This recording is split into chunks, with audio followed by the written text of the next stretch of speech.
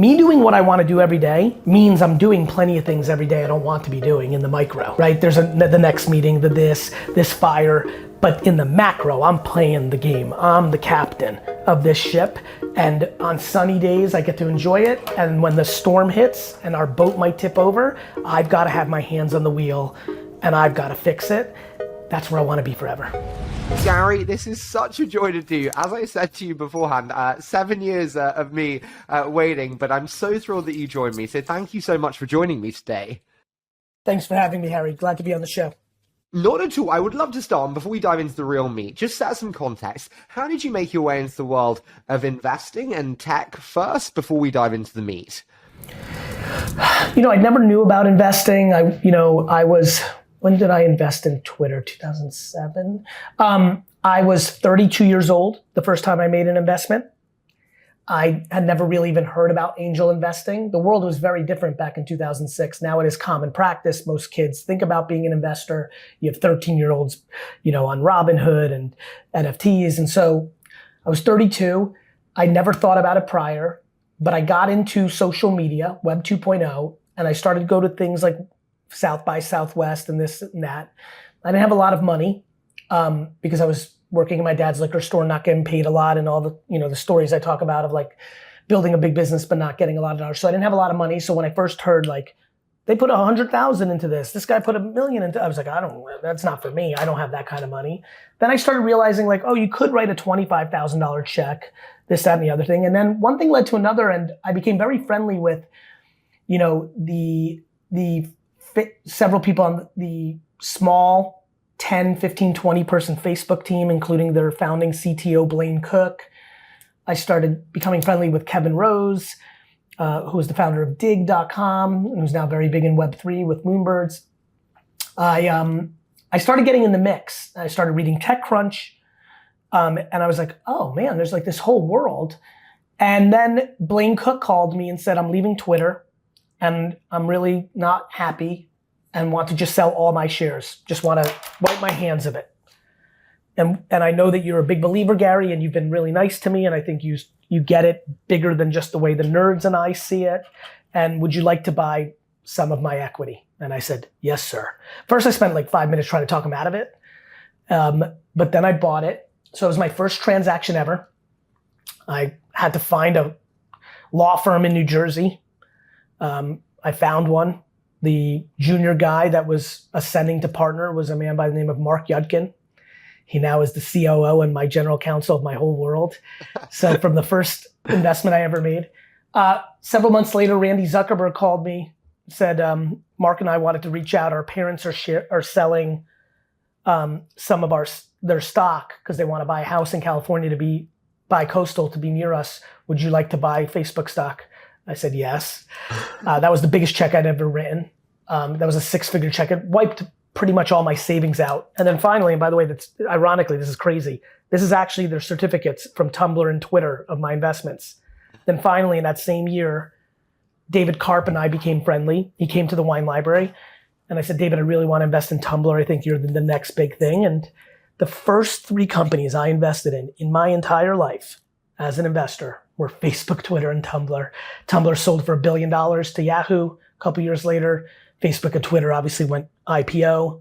I've never sold a share of Facebook since the day I invested almost 15 years ago. And I sold some Twitter, but still hold the majority of that holdings from then. And then, a year or two later, I started to make business content, not wine content. In 2009, I'd really established myself with a book called Crush It about social media. And now in 2009-10, I was really part of that Silicon Valley Web 2 thing, and away I went. Can I ask you, and this, I mean this, not, you put yourself in those positions, but like I had Chris Sacker on the show and he said, I may be lucky, but it wasn't by accident. Can I ask, when you look back to the first investments and when you actually think on the career, how much of a role do you think luck plays? Luck plays a role in everything if you're willing to go there. So for example, I was born in the USSR and communist Russia from 1917 till 1991 basically did not let people leave the country. A lot of people don't know this, but communist USSR was a jail. Unlike Iran, more like North Korea. You were not allowed to leave the country. And so I was born in 1975. In 1971 or two, there was a political event that happened where some Russians tried to hijack a plane and go to Sweden to escape the country. It became a brouhaha internationally, and Russia tweaked its rules and allowed people who were Jewish to go to Israel. And that's how they kind of like calmed the geopolitical storm. I am Jewish. I was born in 1975, and in 1978, we won a lotto that a couple 100,000 people won, and was able to leave the Soviet Union, and I grew up in America as an entrepreneur. I would argue that my entire life is luck in that scenario, because otherwise I would have, had I not been Jewish or had that situation not happened, I would have probably come to America maybe when the Berlin Wall fell in 1991, and I would be a totally different human being. So that is luck. Me working hard, staying curious, staying up late at night and not playing video games, but reading the internet, finding out about social media, flying to London to go to Future of Web Apps to learn, going to South by Southwest to Texas to learn, putting myself in a position to meet the companies that I personally thought were good, Facebook and Twitter and Tumblr, putting in the hours, providing value to those people so that I became a friend, not just somebody who was hanging around, thinking, working, trying. Feels less luck. But when people use luck or talk about timing and things of that nature, of course, I could have been born in the 20s. My parents could have never met, and I've never been a human being. Everybody is lucky and nobody is lucky. It just depends on deciding what you want to say and do. But as far as like the strategy, I feel incredibly comfortable in saying, saving my money in my 20s and then deciding to spend all of it in a 1-year period on Facebook, Twitter, and Tumblr, based on, at that point, 10 years of very hard work, diligence, of saving and not wasting my money and looking for the opportunity to strike, doesn't feel as oriented towards luck as it does towards being thoughtful with the gifts I was given, which could be luck. And this is the point of it all. Now, I've listened to pretty much every episode that I could find, which means I've done a lot of walking over the last few days, of your interviews. And I wanted to really ask questions that other people haven't done. And so I wanted to start with a tough one, which was difficult times bring about very important lessons. What's the most difficult but valuable lesson that you've learned? The most difficult lesson was when me and my dad started to have friction in my late 20s, early 30s. From 22 to 29, I didn't even question why my dad wasn't paying me much, even though I blew up his business. I didn't question why my dad wasn't interested in giving me some equity, even though I blew up his business. And just for everybody who's listening who doesn't know anything about my story, my dad had a business doing 3.8 million in revenue. And in a 7-year window, I took it to 60 million. And I changed the course of my father's financial life and my mother's financial life. Yet I was never getting paid $100,000 a year and owned nothing. And I was the operator. And so when I kind of got to like an age where I felt like I was growing up and thinking about like, maybe I should buy a house or an apartment. Maybe, because I was blindly like, I'm gonna help my parents. So when I started asking questions, the answers were not of the kind that I was hoping for. How did you take that? When it's your I took it very poorly. It was very difficult. You sit there and you're like, the reason I was willing to do what I did was because my father built the base. But I was sitting there and said, I've been bleeding 7 days a week the last 8 years. The math is the math. Like, this is how much it did before I took over. Look what's happened. Everything's different. Everyone's life is better. My brother's life is better. My sister's life is better. My parents' life is better. My life is fine, but like, I'm definitely not getting my fair shake. I assumed the conversation was gonna be really easy. Aren't I the 50-50 partner at least? I'm more than 20x the company. And the answers were no. The answers were, you'll get it when I die. I'm like, well, you've got good genes and you're only 22 years older than me. I'm not sure I want to inherit this business when I'm 70. And it was a challenge. Now, I was empathetic. which helps. I could understand where my father was coming from. He was in immigrant land, not in startup land, not in America land. He was old country. He was like, it's the family business, and when the dad dies, the son takes over the daughter.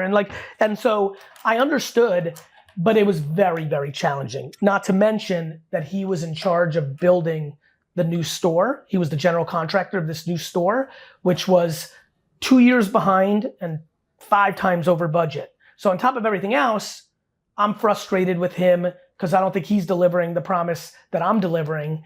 And that's putting a lot of pressure on me. When you're going over budget that much and you're trying to pay for shit, you're scared. So it was a very trying time that I don't talk about often. And I'm only doing this because I feel like you put in so many hours that I feel compelled. Plus, I don't do it because I don't want to paint the wrong picture. My dad's the best. It was just what it was. And so those were long nights. That was the first time. And what I learned from it was what I preach, which is fuck money. Business doesn't mean shit.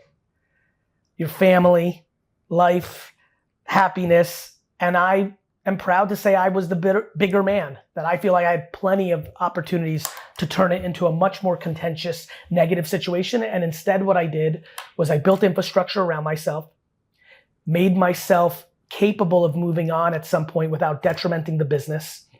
My father also would tell you, if he was on, he'd be like, cool, that's Gary's problem. Let me tell you what my problem was. I came to America and had nothing. I built this business.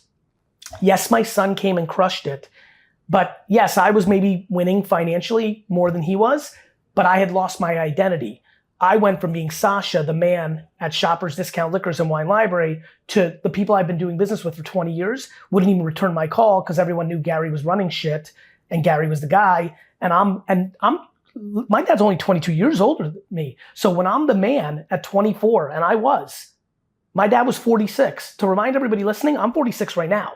So my 46-year-old father, who's an alpha, who's prideful as they come, is now walking around, and he would always use this Russian term, and it would translate to a senator with an empty briefcase. And what that meant in Russia talk was, in that briefcase was cash to get shit done. He was a senator. Yeah, he owns it, but he has an empty briefcase and nobody's fucking talking to him. And it killed him inside. So luckily for us, which is why I can talk about it openly, there was a moment there where I think he wanted to be the man again, and I needed to build something for myself. My brother was 11 years younger, coming out of school, and 2009 just kind of really worked out. And at 34 years old, I started VaynerMedia with no money. We started the company in Buddy Media's conference room, which I'm sure you know because you've listened to a lot of interviews.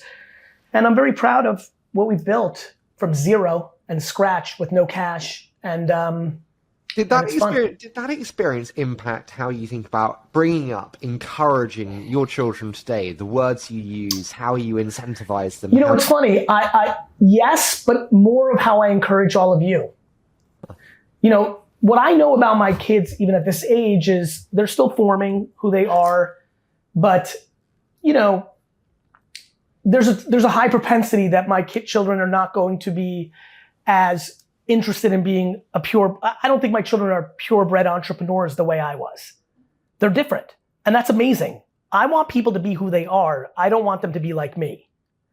So I think it's impacting more of how I'm teaching the world, more so than my own children, because my children are individual people that have their thing. I think I'm speaking from a perspective of experience within an arena that resonates with a lot of people. And that's why I think I'm such a prolific content creator, because I'd like people to win, because I think people winning doesn't come out of my winning. It's a nice feeling. I think the world doesn't have enough people who are deploying good into it, and I'm passionate about that.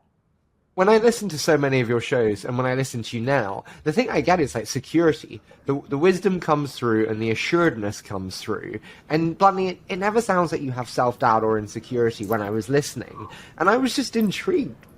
Everyone's insecure and doubtful of themselves in some way. How do you yourself? And how Yeah, I love that question. The reason you see that is that when I stay in the arena of business, there is something pretty crazy. I am a little scared. Thank God Kobe Bryant and some of the, I don't want to bring up Jordan and Tom Brady because I hate them so much as Jets and Knicks fans, but thank God there's some of these athletes out there that I can look at and be like, that. Like when I tell you, for anybody who loves Kobe Bryant, I think there's a pretty good understanding, including a documentary I saw this week that talked about when he was, it was actually a book I read, which is rare for me, but I read a book about the 90 Knicks, the 90s era New York Knicks. And there's a little piece they talk about Kobe coming in, working out. And they talked about him being 17, 18 and feeling like he was 48 with no doubt. And that's who I've been as an entrepreneur. No question. To answer your question directly, I have many parts of my life where I have doubt. I had a lot of doubt as like a teenager and in my 20s around like asking girls out. My confidence level in like girlfriend, boyfriend, like school stuff wasn't at the same level as business. This one's a wild one. I have incredible fear of reading out loud because I'm terrible at reading. Literally at the Passover table, reading passages frightens me amongst my family, but I can go give an improv keynote to 7 billion people on earth right now if there was a stage for the entire earth. Literally if tomorrow they're like, there's this new stage and it's simulcast to every person on earth and you can submit for slots and you get to give a 15-minute keynote to the world. I would literally submit for a keynote immediately. If I had to do it right now, Harry, if you were like, actually, Gary, I'm a genie from the future and I can do that if I snap my fingers, you will have to be on stage right now and every person on earth is listening to you talk, I would do it right now. Yet, reading a children's book to you and Andrew right now in my office would scare me. So I have insecurities, I'm a human being, but I have none when it comes to being an entrepreneur. And I'm not kidding. Like, I'm not kidding. I'm really not scared. Has that ever got you in trouble? It's got me in trouble when I've not. It hasn't gotten me in trouble because my lack of fear is also balanced with extraordinary levels of empathy and compassion to the other parties involved in my behaviors. Right? The reason I was such a class clown and disruptor in class, but adored by my teachers, was I knew how to walk the fine line of not disrespecting them while still doing my shenanigans. Gosh, you said about speaking to the world in one sitting. There's public Gary and there's private Gary, or there's public Harry and there's private Harry, especially for me. I struggle with this identity friction between the two. Do you have the identity chasm between what the world sees and who you actually are when you're sitting with your kids in a bowl of popcorn? I am pretty much what you get. Somebody said, who said that to me just now? Oh, I was just talking to a gentleman who worked for us for 4 years. 4 hours ago. Let me look. 4 hours ago. It was an exit.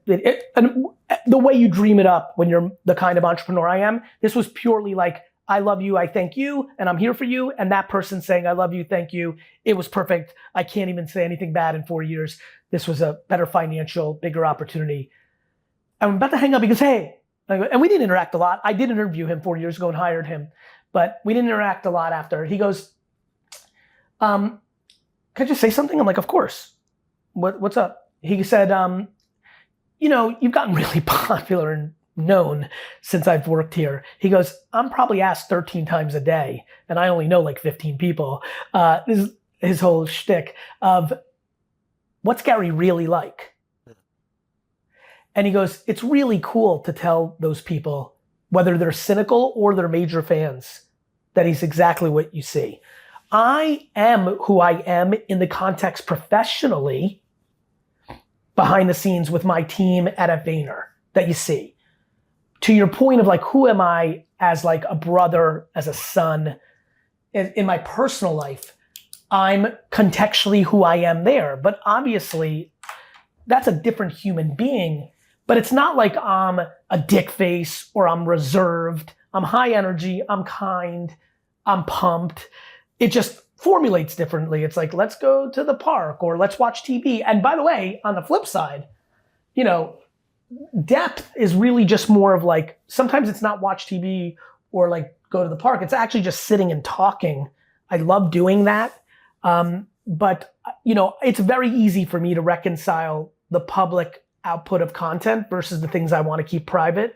And it's very important for me that my personal life is extremely private, like extremely private. I don't share anything about it. Can I ask, you said about kind of becoming very big as you are now. When you started becoming very big, was ego management a challenge? It's really hard. Suddenly the world wants you and you're like, shit. don't believe in my hype, which is what allows me to not believe in the hate thrown towards me, which is the natural thing that happens when you get popularity and success as well. So it was actually very easy for me, Harry. Like, it was funny, I was with my college friends who I haven't been able to spend a lot of time with since I left because I've been working every minute and everyone's around the country, and they were at VCon. And it was just so awesome. Like, they were so pumped. And all of them, these are like 46 to 48-year-old men, every one of them. And these are thuggy, like my friends from college are from the hood, for lack of a better word. They were all, one by one, were really nice and emotional with me, like teary moments, one by one. There was about 5 of them there. Different times, one called after the event, 2 during there, 1 at night, dinner, 1 in the breakfast. They just like, it's really cool that you are literally, actually, exactly the same. And for me, it was like very flattering, but like very easy. And I'll tell you why. This is all DNA. All that money and fame do, Harry, is exposes who you actually are. It just accelerates your truth. You know, to me, what if you don't like who you actually are? Well, if you don't like who you, yeah. Like, if you don't, yeah. If you don't like who, yeah, I mean, that's, what do you think, think about my content. My content is far more therapy than it is business, HBS. Like, this is all about self-esteem. Harry, this is all about self-esteem. And one of the reasons I tell everybody things, I try both things. I'm like, you have, like, don't, like, I try to get people to self-love themselves for like just asking them what's the alternative, or I love saying things, remember, if you think you suck, somebody put that in your head. Like, you didn't come out of the womb and be like, I suck. You think you suck because your mom told you you suck. You think you suck because your dad told you you suck. Like, that's, and then I try to get people to like reconcile that. And then I try to remind them that everybody else sucks too. So why are you beating yourself up? Self-love is, I'm almost using business as a disguise to try to help people be happier. What would you advise me? I get a ton of DMs, comments, I hate you, you're a prick, you don't deserve it, you're young, you're rich, whatever. And like horrible messages, some death threats even in the past. Like, and it really upsets me. Like, I cry, I will be very sad. What would you advise me to not feel Well, there's a couple things. First, I would ask you is, how much, if any, of it resonates with you as truth? Not at all. They don't know me. It's random people. Then you're really in a good place. Like, for me, one of the things I've liked about pushback, hate, negativity is I start with humility. Is there anything here? Can I take 2% out of, Gary, you're a fucking asshole. It's very hard to take something out of that. But sometimes I will probably be like, I'm really sorry that I trigger this. Like, and like, you can like talk about, well, you think you know everything. I'm like, no. I'm passionate and have conviction, which, yes, can come across in video and audio that way. But rest assured, I don't know shit about 99% of shit in the world. I'm just staying in my very narrow lane of like sports and wine and market. Like, this is tiny. I don't know anything about a million things. That's why I don't talk about brain surgery. It's why I don't talk about meditation. It's why I don't talk about a million things. So there's that. So first I start with humility. Then I start with compassion. Harry, if somebody actually, I know you've heard this in my content because I talk about it all the time. I do think having some compassion for those people, bro, it sucks to live a life where you actually want to tear someone else down. It means you're really unhappy. And you should just be happy that your life isn't about sitting around, finding someone on YouTube or Twitter or Instagram and sending them a nasty DM. I really go with empathy and like accountability. I'm like, is there anything right? Are they right? Am I getting too high on my own supply? B, man, I really feel bad that this is what they want to spend their time on. C, deep breath, reset, like, there's 99% of the people, 86% of the people that are thrilled and it's going well. Let me focus on consuming positivity. One of the biggest things that drives me today, Har, is that the world speaks about so much negativity that I feel a requirement to talk about positivity, because what one consumes is who they become. And I'm very proud of my practical, optimistic framework. I'm optimistic but I'm not delusional and I'm not creating foofy 8th place trophies. It's like, hey, this is real shit, but we can do this nicely. And I beat that drum very aggressively. You said about where you spend time, and I'm using this for just pure therapy session now. How do you not lose an inch on performance work-wise, but also are a great brother or a great father? How do you not lose an inch? Easy, because I don't judge within short time frames. Expand. What do you mean? This is you're gonna like this one. The reason I don't struggle by losing my edge or being a killer by allocating time to personal endeavors, time with family or escapism, is because I don't judge my success or giving up an inch in the time frame of a week, a month, or a year. I am incredibly ambitious, but the frame of timing that I put my hopes and wants and dreams of my accomplishments is for the length of my life, not this month. So if the next 4 days I don't want to do anything, it's just 4 days in a 99-year life. Can I ask, is that the result though of many years of success and finances being built up? Were you the same? No, it's the reverse. Listen back to the interview. How the hell do you think I ever did the thing I did in the first place for my parents? I gave up my 20s for them. Because at 22, I was like, I'm gonna do this for 8 years. I used to think about 30 a lot. I'm gonna do this for 8 years, just give it to my folks, not give a fuck. Fuck it, I'll figure it out after because I've got 30 to 99. Did you find it hard having to grow up so much faster than everyone else at 20? I didn't know the difference. I didn't know that I was growing up faster. I didn't realize that my dad was gone all the time and thus I was the oldest son from the old country and I was the father figure to my sister and brother. I didn't realize that I was 14 and working 14 hours a day and that's probably not normal. We were such immigrants in our cocoon, I just didn't even know. And I also grew up in blue collar, like I didn't grow up, like all my friends worked at A&P making $6 an hour. I didn't grow up in affluence. So me working a lot, it wasn't like my friends were going to sleepaway camp or like Ibiza or the Hamptons.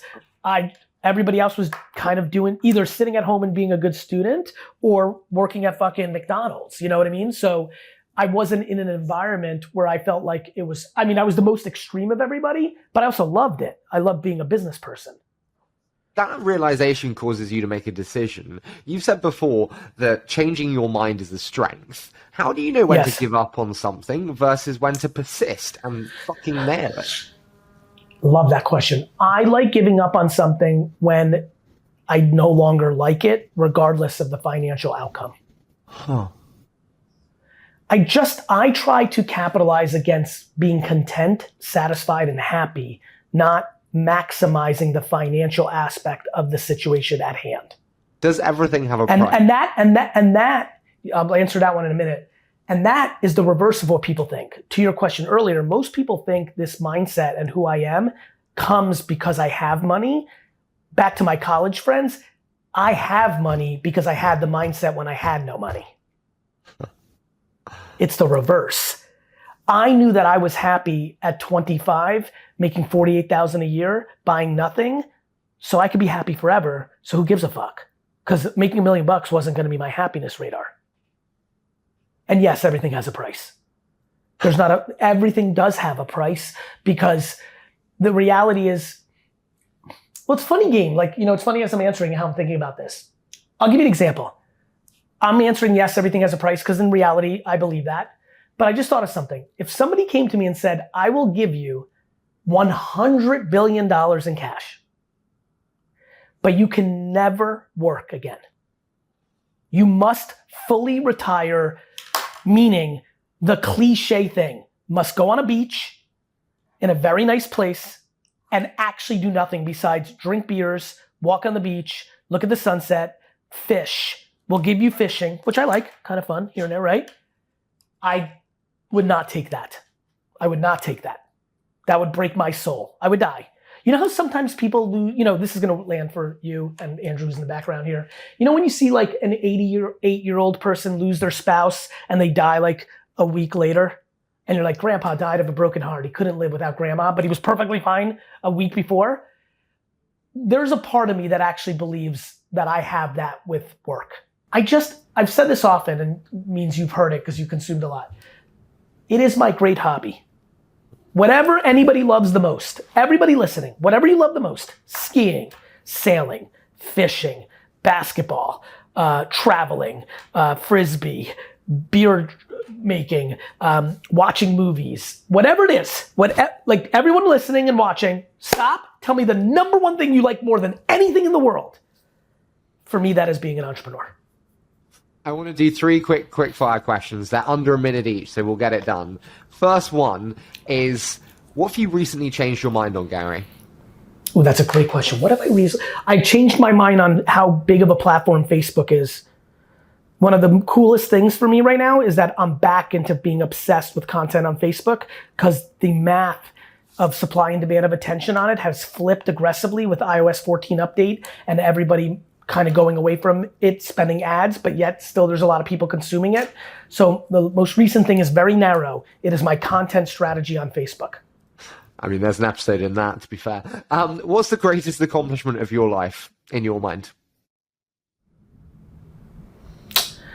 That I am exceedingly liked by the far majority of people I've ever interacted with. Final one for you. We do this in 5 years' time. Where do you want GaryVee to be then? Hopefully in the same exact spot he is right now, which is not anxious about the health and well-being of anybody that he loves, meaning nobody is terminally ill, and doing what he wants to do every day professionally. Gary, whether that's the mundane, I'm sorry to I know you're going for the big close, but I just want everybody to hear this.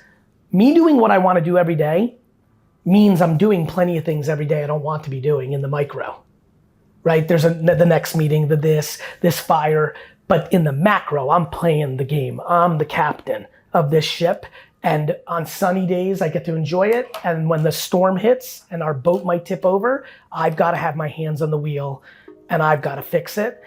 That's where I want to be forever.